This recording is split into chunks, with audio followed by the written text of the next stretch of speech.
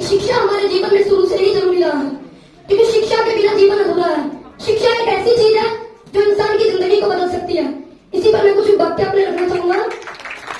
यदि आपके पास धन है या सोना या चांदी है तो आप उसे रुपए में कन्वर्ट कर सकते हैं, और यह चोरी भी हो सकता है। यदि आप खुद ही जाने हैं और आपके पास ज्ञान है, आप उसे धन में कन्वर्ट कर सकते हैं, रुपए में कन्वर्ट कर सकते हैं।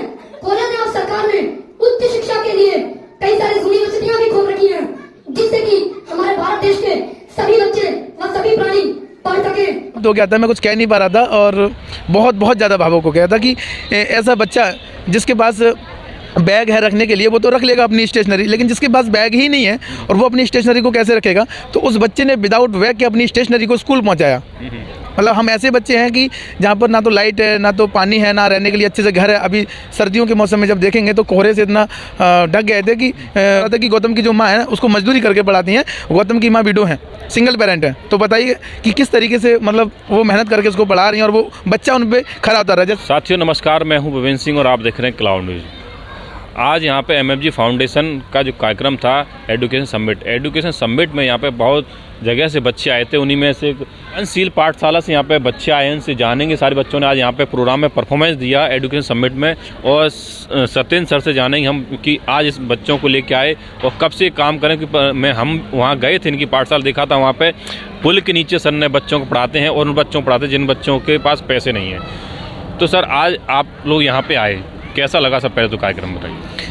देखिए, हम लोग अपने पंचशील पाठशाला के नाम से जो है यमुना खादर मयूरा फेज़ 1 जो कि दिल्ली की राजधानी में है, और इससे पहले आप फ्लड के दरमियान भी वहाँ गए थे और आपने कवरेज किया था। और MFG फाउंडेशन की तरफ से जो फ्लड में बच्चों की कॉपी किताबें स्टेशनरी का सामान जो बह गया था उनको मदद भी की थी।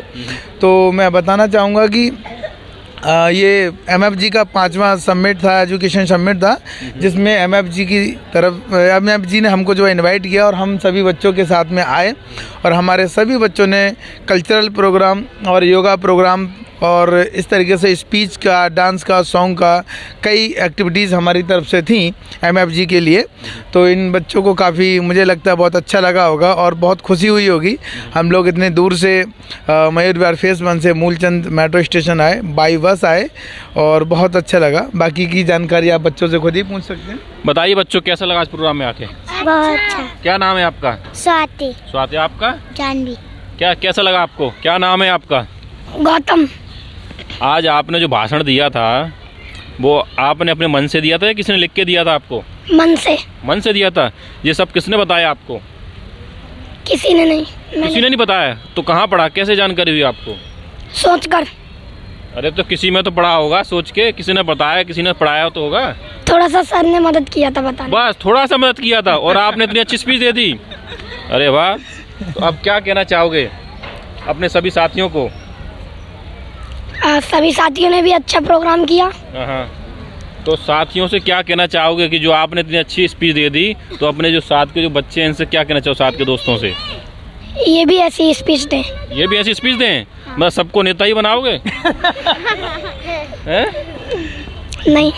अच्छा, क्या नाम है आपका? प्रीति। कैसा लगा आज का प्रोग्राम आप लोगों को? बहुत अच्छा। बहुत अच्छा लगा। हाँ। ये सर आपको पढ़ाते हैं? हाँ। कैसा पढ़ाते हैं? बहुत अच्छा पढ़ाते हैं। कब से पढ़ा रहे हैं आपको? 6 साल से। 6 साल से? मैं सर के यहाँ 6 साल से पढ़ रही हूँ, लेकिन सर पिछले 10 सालों से पढ़ा रहे हैं। अच्छा अच्छा। और कोई और बताइए, क्या नाम है? मधु। मधु। कहाँ पढ़ते हो? पंचशील शिक्षण संस्थान। हैं? पंचशील शिक्षण संस्थान। पंचशील शिक्षण संस्थान। अच्छा, कब से पढ़ रहे हो वहाँ पे? शुरू से। शुरू से ही पढ़ रहे हो? अरे वाह। कौन पढ़ाता है वहाँ पे? सर पढ़ाते। क्या नाम है सर का? सत्येंद्र। सत्येंद्र नाम सर का? अच्छा, कैसा पढ़ाते हैं सर? अच्छा। अच्छा पढ़ाते हैं? अच्छा कि बहुत अच्छा? बहुत अच्छा। बहुत अच्छा। अरे वाह। और आइए बेटा, आइए। और कोई? चलिए ठीक है। तो ये थे पंचशील शिक्षण संस्थान के बच्चे। ये कह रहे हैं सर बहुत अच्छा पढ़ाते हैं और सर काफ़ी लंबे समय से पढ़ा रहे हैं, और हमने भी इनकी जो पाठशाला देखी है वो एक पुल के नीचे है, और जो गरीब बच्चे हैं उनको लगातार पढ़ा रहे हैं। और सर से जानेंगे, सर ये आपको सर ये विचार क्यों आया, क्यों ऐसे पढ़ाने का? थोड़ा आगे ही। सर देखिए, अभी MFG फाउंडेशन की तरफ से जो सबमिट था और उसमें हमारा बच्चा 6th क्लास का स्पीच जो दे रहा था, मैंने उसको थोड़ी हिंट दी और हिंट भी तब दी जब उसने मुझे बताया कि सर मुझे इस टॉपिक पर मुझे स्पीच अपनी देनी है, इम्पोर्टेंस ऑफ एजुकेशन। तो उसने अपने आप से ही मुझे बताया, फिर मैंने उसको एडिट किया बस, और कुछ ज़्यादा खास नहीं किया है, और शब्दों को वो भी। तो जब ये स्पीच दे रहा था तो मेरी आंखों से ना आंसू निकल रहे थे कि चलो कम से कम पिछले 8-10 सालों से जो मैं कार्य कर रहा हूँ, उस कार्य का कुछ फल जो है मुझे आज मिल रहा है। भले ही किसी और को मिल रहा है तो क्या हुआ, लेकिन कहीं ना कहीं मेरी मेहनत जो है वो सफल हो रही है। और मैं अपने आंसुओं को रोक नहीं पा रहा था, लगातार काफ़ी लंबे समय तक मैं रो रहा था। शायद मेरे साथियों ने देखा होगा और मुझे बहुत अच्छा लग रहा था। आखिर ये आंसू आ क्यों रहे थे, क्या वजह थी कि आप इतने भावुक हो रहे थे? ये कहीं ना कहीं खुशी के आंसू थे और बहुत अच्छा लग रहा था मुझे। मतलब मैं निशब्द हो गया था, मैं कुछ कह नहीं पा रहा था और बहुत ज़्यादा भावुक हो गया था कि ऐसा बच्चा जिसके पास बैग है रखने के लिए, वो तो रख लेगा अपनी स्टेशनरी, लेकिन जिसके पास बैग ही नहीं है और वो अपनी स्टेशनरी को कैसे रखेगा। तो उस बच्चे ने विदाउट बैग के अपनी स्टेशनरी को स्कूल पहुंचाया। मतलब हम ऐसे बच्चे हैं कि जहाँ पर ना तो लाइट है, ना तो पानी है, ना रहने के लिए अच्छे से घर है। अभी सर्दियों के मौसम में जब देखेंगे तो कोहरे से इतना ढक गए थे कि सुबह पेरेंट्स के फ़ोन आ रहे थे, सर जी हम लोग वहाँ प्रोग्राम में जो जाएंगे या नहीं जाएंगे। ठीक है, तो मैंने कहा भाई ये सब में हमने कमेंट कर दिया है ना, कि हमें जाना ही है तो फिर जाना ही होगा, इसमें क्या। और ये गौतम की माँ का ही फ़ोन था, है ना। और देखिए उसके मतलब उसकी वजह से ही फिर मुझे ये थोड़ा सा आ रहा था। और मुझे इसलिए भी तरस आ रहा था कि गौतम की जो माँ है ना, उसको मजदूरी करके पढ़ाती हैं।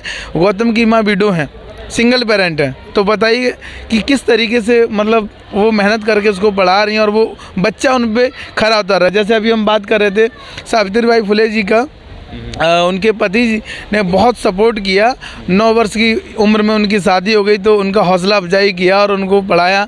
और फिर सावित्रीबाई फुले जो थी वो उनके काम पर खरी उतरी और आज समाज में हम लोग लगभग 200 साल से लगभग होने जा रहे हैं और उनका आज जन्मदिन मना रहे हैं। तो कहीं ना कहीं ये जो गौतम है वो अपने काम पर खरा उतर रहा है।